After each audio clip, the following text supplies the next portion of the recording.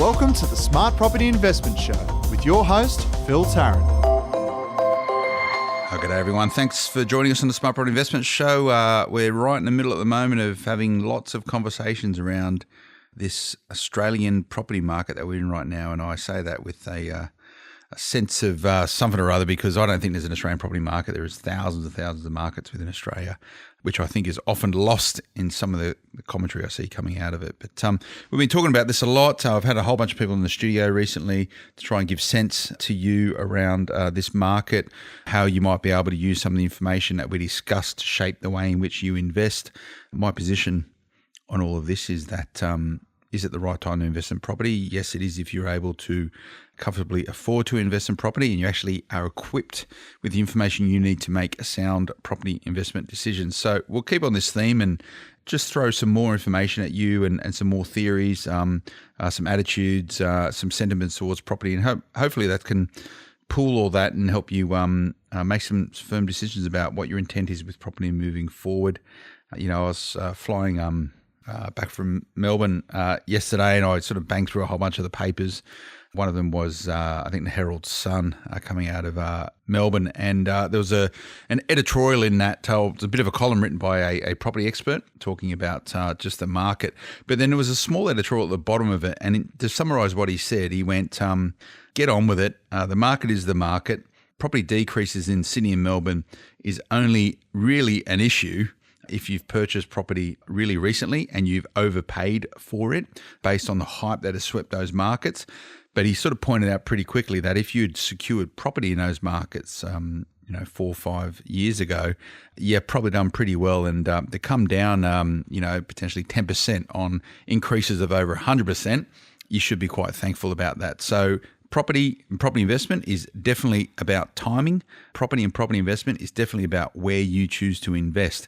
And in the studio today, Head of Research, Simon Pressley from Propertyology, is going to help me have a chat about where you should be investing, try and make a little bit more sense of this market and what it might be looking like into 2019. Simon, how are you going? Very well, Phil. Thanks for having us back. What do you reckon about that column I read with that sentiments around just this is it, get on with it, it's not that bad? It's never that bad. It's Warren Buffett, the world's most famous investor. One of his many good quotes: things are never as good as they seem and things are never as bad as they seem. But what I'll add a quote of my own: consensus is often grossly wrong. Let's think of some recent examples. The GFC was going to be the Armageddon, that property prices were going to crash 10 years on. It hasn't happened. 2011, 8 out of 8 capital cities declined in value. The consensus in 2012, Phil, as you would recall, was all doom and gloom. History behind us now, we know that 18 months later, Sydney and Melbourne had some pretty spectacular booms in spite of what the consensus said in 2012. In 2014, no one had anything positive to say about Hobart. Fast forward 18 months later, that started a boom that's still going.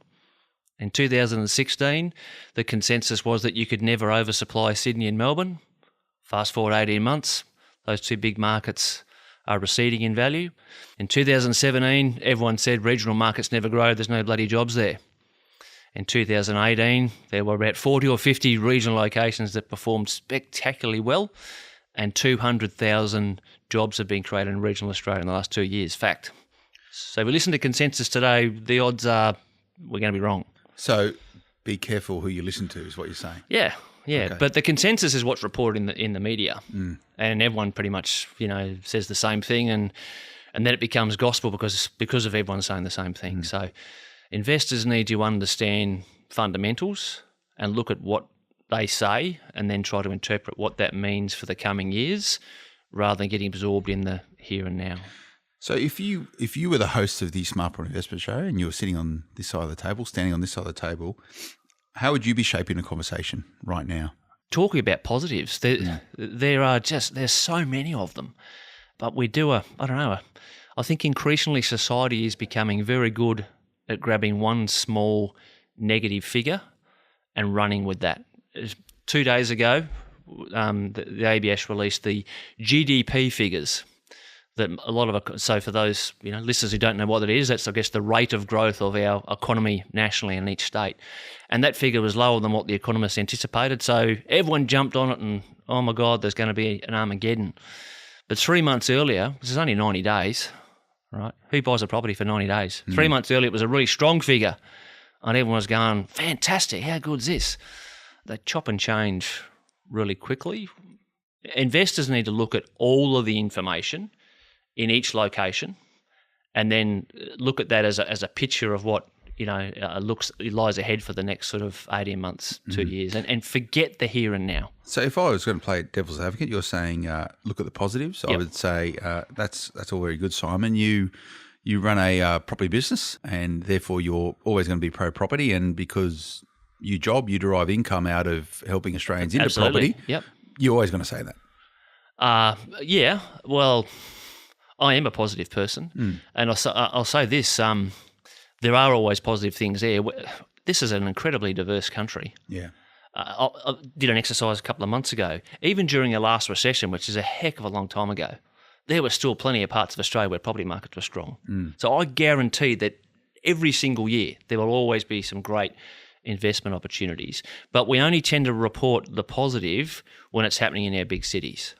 I mean, that's not the case. It's all doom and gloom. So what you're talking about there is mindset and attitude and your approach to property investing. So if you want to go through life as a pessimist, you can find what's wrong with everything and why you shouldn't do something, or you can go through life as an optimist and look for the positive in stuff and use that to help shape the way you go about doing what you're doing. So as a property investor, how do you balance the two to make sure that you're not making those mistakes I alluded to at the start of this podcast, investing in the wrong markets and the wrong type of assets? Because you're saying there is the right markets in Australia right now and there is the right type of assets. Well, part of mindset, I suppose, something needs to be important to you. And if it's not, well, it doesn't matter what people are saying. Specific to investing in property, well, investing in anything, I'm pro-property, you're pro-property, but it doesn't bother me if people invest in emus. But if you choose to sit on the sidelines and to never be disciplined with whatever money you earn and be proactive during the 40, 45 years you spend in the workforce, then no matter who you are, what you do, or how smart you think you are, you're not going to be ultimately happy when your health doesn't allow you to work anymore or you don't want to work anymore. The only way you're going to do something about that is to invest. So I'd suggest that whether you're a Liberal government or a Labor government or a Green government or not a politician at all, if you don't invest, you've only got yourself to blame in your retirement years. So what you're saying is that you get to have the choice as an investor whether or not you're a participant or you sit on the sidelines and you're an observer. Yeah. And if financial independence is important to someone, then it's in your interest to always be looking for the positives. And if you do that, you will discover, as I'm deliberately very passionate about, that there are always some great opportunities. Okay. So I am pro-property. Absolutely. As an asset class, and I have a diversified wealth creation strategy outside of property as well. But, I've done pretty well out of property so far. And I think the reason why I've done well out of property is that I've purchased the right assets in the right market at the right time. And I've stopped buying those assets in those markets at the right time when it was time to stop buying them, right? And moving into other markets. So a bit of luck, but also I think a lot of smarts as well, right? So let's talk about some positives because I'm sick of talking about the negatives. Yep, I've got a long list of them. All right. Well, it's actually quite a decent list. Give me your top 5 positives. The top 5 positives, and here's a headline. You'll read it on smartpropertyinvestment.com. The top 5 positives about Australian property market right now. Top 5. Okay. Australia's federal budget will be in surplus. We've come out of, remember, when the GFC hit worldwide, we were told Armageddon, the worst the world economy has ever been through, right? And it did cause significant challenges for every country, not just Australia. To reach surplus is a massive achievement. I've heard very little reported about that. Yeah, well, I listened to a thing the other day, and I think it was Defence Minister Christopher Pyne was in discussion with Richard Marles, who's the opposition Defence Minister, and they do a show on Sky, and they go at each other all the time. And he was quick to point out that they were talking about the setting of when Parliament was sitting in 2019 and how that was going to be influenced by the federal election. And he was saying that they're going to deliver a budget probably 2 weeks before the election, and it's the first time it's in surplus. A lot of people are going, I don't understand any of that because I'm not really into that. So what does a budget in surplus actually mean? Just putting it back onto a smaller scale. If it's your household budget, if you're spending more than what you earn, you're not in a good position. Eventually it's going to catch up with you, and you certainly are limited with nice things that you can do. Now, you then scale that up at a federal government level. When the budget's in surplus, that means that, for a start, they're paying less interest on debt and that sort of thing, which taxpayers pay for ultimately. So I don't think a lot of people actually understand that Australia, as a nation, has a lot of sovereign debt. Yeah. Yeah. But our finances are actually in pretty good shape, and a lot better shape than what they've been at any time for probably more than 10 years, to be honest. But that's not the tone of the broader commentary each day in our iPhones, is it? No. Definitely not. So it also means that the government has a greater capacity to fund infrastructure projects and essential services. They've got more money to spend on that. Again, bring it back to a smaller scale if it was your household budget. If you had a pay rise or all of a sudden your expenses reduced for whatever reason, you got greater capacity to do things. So at a national level, that's got to be a great thing. And the biggest influence on any property market is economics, more than anything else. So if our national economy is better in 2019 than any stage of the last 10 years, step one, the outlook for our property market is better than what it has been for a long time. Okay, I concur. Number two.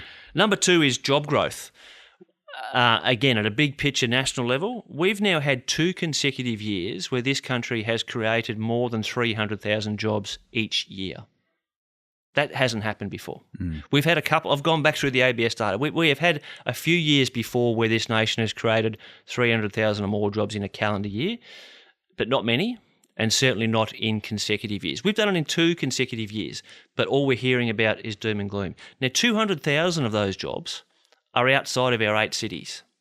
That doesn't get reported. Why have we been focused on regional cities for a few years now? Because we anticipated that those economies were going to improve, and they have, and those markets have been strong. Okay. Third positive. Housing supply is tight. Everyone knows it's not tight in Sydney and Melbourne. But even in places like Brisbane now, and there's been a lot reported, rightly so, over the last few years about its unit market. I won't say Brisbane's unit market is tight, but it is not as bad as what it was. And if we put all dwellings together, Brisbane certainly doesn't have an oversupply issue, and neither does the 6 capital cities other than Sydney or Melbourne. And vacancy rates are really shrinking, especially, again, outside those big capital cities. Even Perth, I was looking at a number the other day, 2 years ago, the vacancy rate of Perth was 6.9%. Scary stuff. Today, it's 3.3%. Come down a lot. That's huge. Now that's still higher than the equilibrium of about 2.5%. Yeah, but it's half. That's a big drop. Now developers are ultimately the ones who dictate supply. It is incredibly difficult for large scale developers to get funding for anything these days. So those markets, and they are everywhere throughout Australia, that are already tight housing supply, we can expect that they'll remain tight for quite some time. So I reckon we're going to see not just tight housing supply, which puts pressure on prices, but we're also going to see rents trending up, possibly more than what we've seen for a decade. Okay. Point number 4. Point number 4, listeners are going to think, what drugs is Simon Pressley on? But free trade agreements. Okay. Well, we only our Trump caught up with the president of China only this week, and they've decided to have a little bit of a break on their trade wars and open up, I think, for a period of 2 to 3 months and give it a go and see if they can work better together. Our stock market bounced back on the back of that, right? Yeah. Yeah, but China and America aside, yes, and this hasn't just happened, in the last month or so. But there's 4 or 5 major free trade agreements that Australia has signed with big countries. China, South Korea, Correct. Vietnam, Japan. We signed what they call a TPP, Trans-Pacific, which is similar to a trade agreement, really. But what this means to Australia is the cost for someone in another country to buy our goods and services. We're wiping a lot of the taxes off, and especially our agricultural products. And there's a list of about 100 different agricultural products. But progressively over the next few years, there'll be no tariffs on those or no taxes on those. So probably people will be thinking, so what? Well, what that means is that it becomes much cheaper for other countries to buy our produce. So those businesses who not just have the farms, but have the manufacturing businesses that then, turn a grape into a bottle of wine or whatever. Yeah. Absolutely. They've been incredibly excited about this since they've been signed, but you don't just, sign a trade agreement one day and create a job the next, as you and I know as business owners.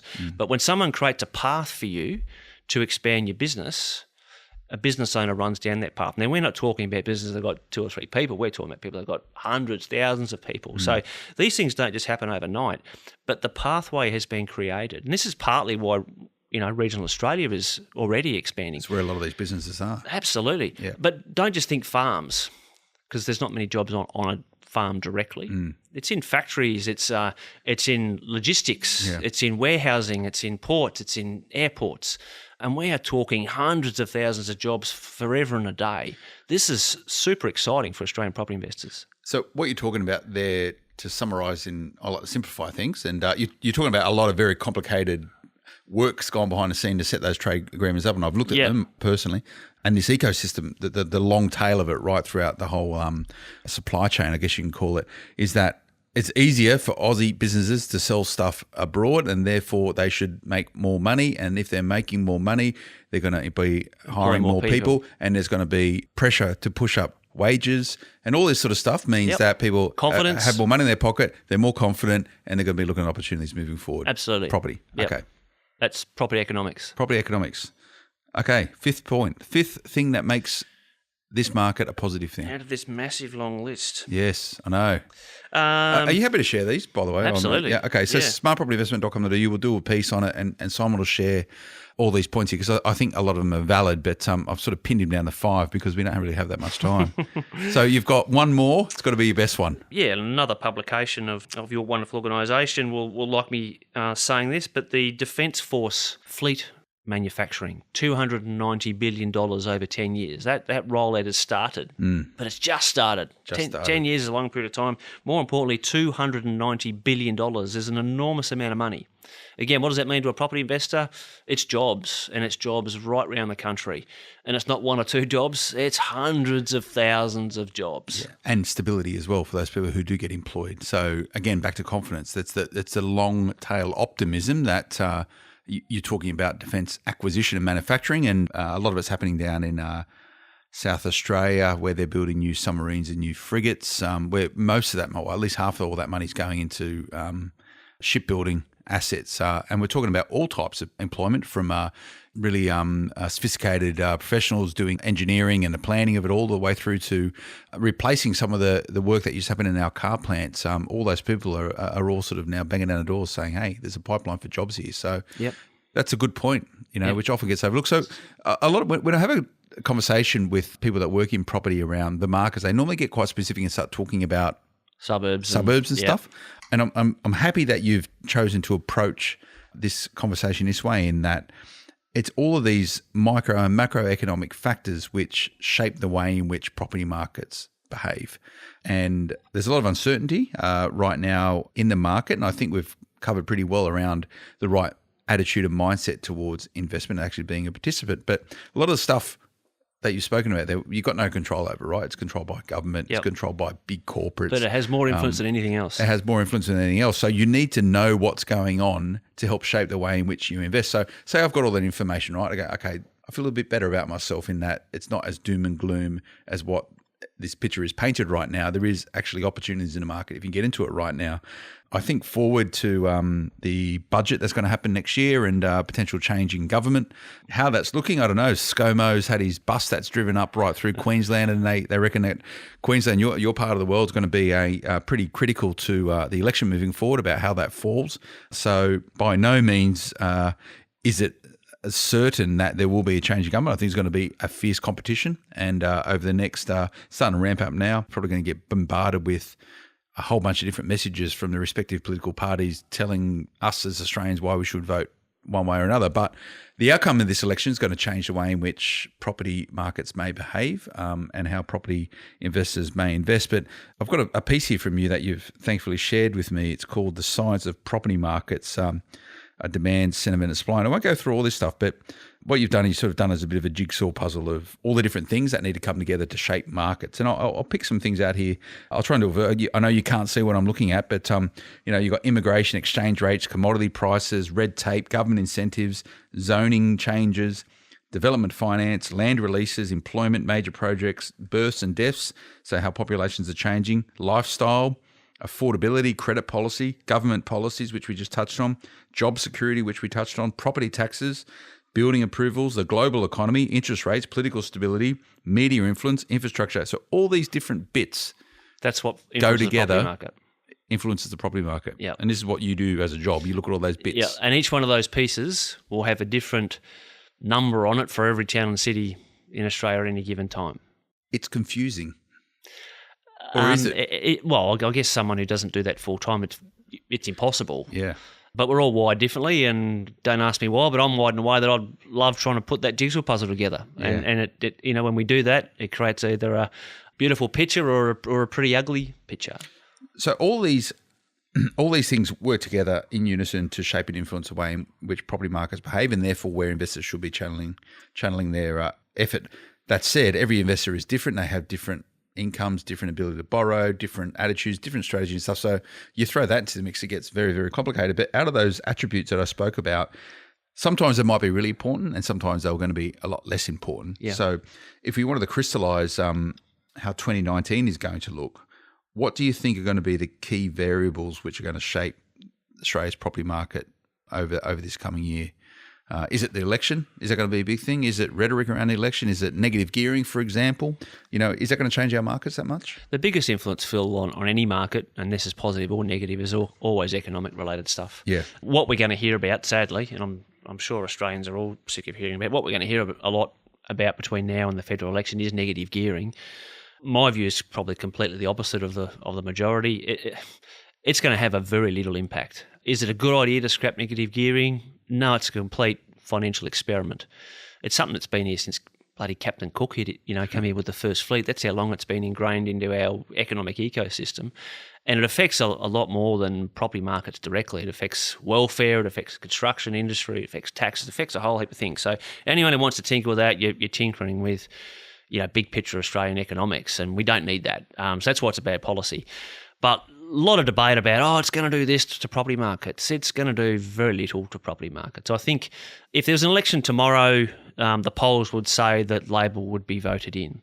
And then if we can believe what's been broadly reported about their negative gearing policy, it will come in force 1 July 2020. So probably what the first thing will happen is those investors who can afford to invest now will do a big scramble. Property boom. Yeah. Because Labor have said, grandfather it. So what that means is if you already own a property before 1 July 2020, you've got 100% of negative gearing benefits. So if that happens, that means extra pressure on more buyer activity, which puts pressure on prices going up. But a lot of the dialogue saying, once it's in, that's it, there's going to be this big downturn. Well, all those pieces of that puzzle that you eloquently read out there, Phil, tax policy was one. So I would encourage property investors to think of negative gearing in the same way they might think about stamp duty or land tax, because they are also tax policies. Do they have an impact on buyer behaviour? They do. But what has the biggest impact is those 5 dot points that I read out earlier, and probably 20 or so others that we didn't get to. It doesn't have a big influence. If it did, think about what happened in 2018. I'll use some round figures. Sydney declined by 10%, Hobart went up by 10%. They've both got negative gearing. Brisbane and Adelaide went up by a couple of percent. Perth went down by a couple of percent. They've all got negative gearing. Tax policy is nowhere near the biggest influencing force. Now, those who think it is and want to sit on the sidelines, you're only going to harm yourself. If you don't invest because you don't get the election outcome you want and negative gearing gets scrapped, well, how's that going to help you in retirement? Yeah. Well, I think the problem is, though, is that people think negative gearing is a property strategy. It's not, is it? No. And hopefully for the couple of years I've been doing this podcast, I've completely dispelled that. But a lot of people invest for the purpose of negative gearing. They'll say that and you just go, well, what are you doing? What are you doing? It's a tax outcome, right? Yeah. But it means you're losing saying money. If you're negative gearing, you've lost. You're losing money. You're paying a few bucks to So who lose a seeks bit. out to do that? That's not what we do. But buyer behaviour, positive or negative, is what creates price fluctuations, positive or negative, right? If we think about property is not just about investors. 70% of property transactions each year are owner-occupiers. So they don't give a stuff about negative gearing. It doesn't affect them. This is the official ATO stats. 40% of the 30% investors, their properties are currently neutrally geared or positively geared. That's official ATO stats. So what was that again? 40% of existing investment properties in Australia are already neutrally geared or positively geared. All right. Okay. So only 60% of the investment properties in this country already are negatively geared. 60% of a small figure, right? So it's not actually of the total market. It's a small percentage of buyers who are affected by it. I'm not saying that they should be affected by it. Again, I'm not in favour of changing it. But sometimes in life we just have to suck up. It is what it is, and get on with it. Yeah. If that happens, if the election goes that way and Labor do what they've said they'll do, it won't have the financial benefits that Labor thinks it will. I don't care about that. That's their decision. But it won't have a big impact on property prices at all. And if you just sit on the fence, sit on the sidelines and not do much, you really are only harming yourself. Mark my words, it'll become the new norm. Again, think of it like stamp duty or land tax that are also tax policies. If a state government said we're going to increase stamp duty, I'll make up a figure, from $15,000, on average to $20,000, we won't like it. Some people, that will be the reason for not transacting in property. Some will go, well, I need to do it anyway. I just got to pay the freight. But if that policy stayed in force for next 10 years, probably after about 6 months, it's just the new norm, isn't it? The same with negative gearing. It has a small influence, and if it's changed, it'll just become the new norm. Yeah. And to your point around the Labor government has put this not front and centre of its rhetoric, but it's important to them, this understanding and belief that negative gearing is actually the fact that there is a tax policy around negative gearing that it only benefits the rich, right? Yeah. And I put rich in inverted commas. I don't know what rich means, right? That's Bill Shorten's words. There you go. Well-fed Bill. Well, I'm not going to go there, but when you look at the stats, so there's 2.6 million investment properties in Australia. You said 60% of them have some sort of negative gearing on it. How big is the number? Like, is it a huge number that people are actually gearing? Because I know I saw the figures recently. I think it's like 90% of all properties investment properties in Australia. 90%. 1 or 2 properties most investors have, right? So you're not really wealthy if you've got a couple of investment properties, I would say. No. When you get to, I think, 6 or more properties, it's less than 1%, right? So that's when you might start thinking that you've got a fair bit of wealth. So what is the actual dollar amount that people are negative gearing on their tax returns? Is it that big? Official ATO statistics. Yeah. The average tax loss that an investor claims on an investment property is $1,600. So it's only $1,600. $1,600. There are obviously some investors, if they bought a really expensive property or a brand new property with, because it's brand new, a lot more depreciation deductions in there. Some might be claiming 10, 15, but potentially $20,000 a year on that one individual property. But on the other side of the spectrum, there's also lots of people that own an investment property that are paying tax on it. Yeah, that might have a $10,000 a year profit on it. When it's all averaged out, this is every single tax return lodged in Australia, there's $1,600 per property claimed. Okay. All right. So your point then is don't get rid of it, don't mess around with it, but if it were to go, suck it up, move on, and focus on your future. Yeah. How you got to do that? Focus on the positive stuff, because that's where the opportunities are. So that's back to mindset. So I don't know if you've deliberately steered this conversation this way, Simon, but it would indicate from the way you see the world and the way that you've presented your numbers and findings is that regional Australia is not a bad place to invest. And it's not the first time you've said that. You've long been an advocate of regional Australia. Yep. And by regional Australia, we're not talking about some tiny little town in the middle of the desert with 10 people living there. You're talking about large regional centres. Anything that's not a capital city. Yeah. Look, a lot of people are surprised to hear me say that within our 8 states and territories, there are 170 towns and cities with a population of 10,000 or more. 170. Now, 8 of those are our capital cities, obviously. We really don't know much about Australian property markets, do we? So 170 suburbs, not suburbs, towns and cities. Towns and cities have more than... So Sydney's one of those 170. Okay. That's a lot. Is that 10,000? 10,000 or more. People. Just to give some context, 10,000 people. Would you have a Bunnings at a place with 10,000 people? What? Most likely you would. Okay. Yep. You'd have a Woolworths and you'd probably have a Coles. You'd probably have an Aldi. Yep. You'd probably have all major shopping centres there. Yep. You would have sports fields. You'd probably have a hospital, 10,000. Some getting will. Close. Some will. Yeah. Yeah. So what sort of town, how big's Ballarat, for example? Ballarat's 100,000. 100,000. Yeah. Ballarat's a city. Yeah, it's a city. Dubbo, what would Dubbo be? Dubbo's about 42,000. 42,000. They're big cities. So A place like Dubbo is what I call a satellite city. Yeah, it is. So it's a city that services not just its 42,000 people directly, but within the broader Arana region, there's about 130,000 people that city supports. So they're reasonably large. And there's about 40 of those satellite cities throughout Australia. So by regional Australia, that's what you refer to? Yeah. Okay. Yeah. But I'm not going to say where, but I own properties in locations that have got populations of, well below 50,000 people. Mm. But the key is they're diverse economies. They've got the essential infrastructure, they've got affordable housing, they've got controlled housing supply, and they perform better more often than not than capital cities. So go and check out Smart Property Investment. And Simon's written about this beforehand, but we'll get some more out of him if he's happy to contribute. One of them will be his positives around the property market. But me personally, I don't really have any assets in regional Australia. Oh, I'm on the Central Coast. Is that regional? Central Coast in New South Wales? Wollongong. Is that the ABS officially say Central Coast is part of Sydney, but it's a long way out of Sydney, isn't it? It is. Wollongong. Wollongong is a regional city. Okay, yeah. so I invest in regional Australia. There you go. And why I haven't invested in regional Australia, I don't really know. I don't know. Just the way it is. A lot of people haven't, and it's often because they live in a capital city and there's this perception that anything outside of a capital city is no good. Yeah. Well, I'll just say to you, you need to invest in your own perception because you're missing out on some wonderful opportunities. There you go. And it's an argument which is based up by data and facts, and we'll get Simon to share them. But enjoy the chat, mate. Thank you. Good. I think we've enjoyed that. Be positive, people. Be positive. There's nothing wrong with being positive, but be sensible as well. Yeah. Don't get carried away. But go and check it out, smartpropertyinvestment.com.au. Simon, thanks again for coming on the show. It's always a pleasure. Always enjoy it.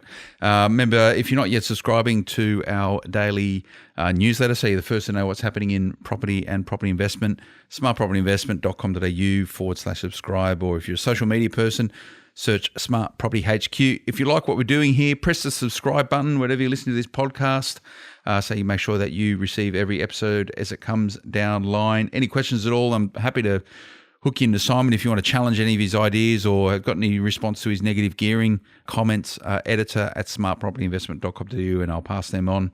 We'll be back again next time. Until then, bye-bye. The information featured in this podcast is general in nature and does not take into consideration your financial situation or individual needs and should not be relied upon. Before making any investment, insurance, tax, property or financial planning decision, you should consult a licensed professional who can advise whether your decision is appropriate for you. Guests appearing on this podcast may have a commercial relationship with the companies mentioned.